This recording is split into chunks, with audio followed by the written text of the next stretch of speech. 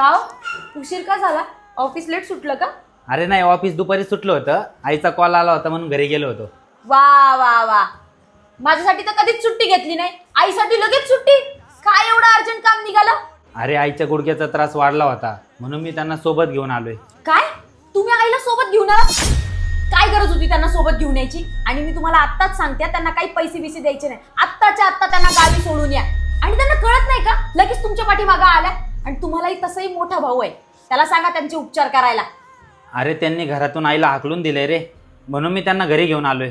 ते काय मला माहिती नाही. तुम्ही त्यांना जायला सांगताय का मी सांगू? तुम्हाला नाही जमणार ना, मीच सांगते. थांबा.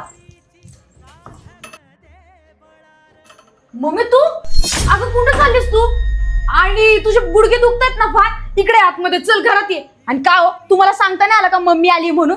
चला ये इकडे आतमध्ये. नाही, असू दे. तुझं हे असलं बोलणं ऐकून ना मला तुझ्याशी बोलायची सुद्धा इच्छा नाही राहिली बघ.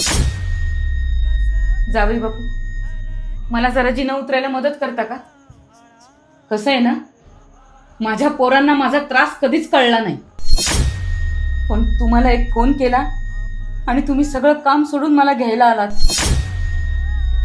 मी जावई बापू, ते ऑपरेशन वगैरे काही नको जावई बापू.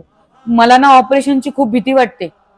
अहो आई, तुम्हाला ऑपरेशन करायची गरज नाही. मी तुम्हाला घेऊन जाणार आहे पुणे पेन क्लिनिकला, जिथे ना लेझर किंवा प्लाझ्मा ट्रीटमेंटने तुमचे गुडघेदुखी बरी केली जाईल. अहो इथं आहे ना फक्त एक इंजेक्शन देतात आणि तुमची गुडघेदुखी एकदम बरी होती. आणि इथं आहे ना ॲडमिट व्हायची काही गरज नाही. 45 मिनिटात तुम्हाला घरी सोडतात. आणि यांची ना मुंबईमध्ये पण ब्रँच आहे. आणि इथं आहे ना 20,000 पेक्षा जास्त पेशंट बरे झालेत. मम्मी चुकलं ग माझं. ओ तुम्ही सांगा ना मम्मीला. बरं ठीक आहे, चल आपण आईला पुणे पेन क्लिनिकला घेऊन जाऊ. जावई बापू, तुमच्यासारखे मुलं प्रत्येक आई वडिलांना असले ना तर आई वडिलांना कशाची चिंता नाही राहणार. मित्रांनो, हा व्हिडिओ जास्तीत जास्त शेअर करा, कारण तुमच्या एका शेअरने कित्येक लोकांचे गुडघेदुखी बरे होईल.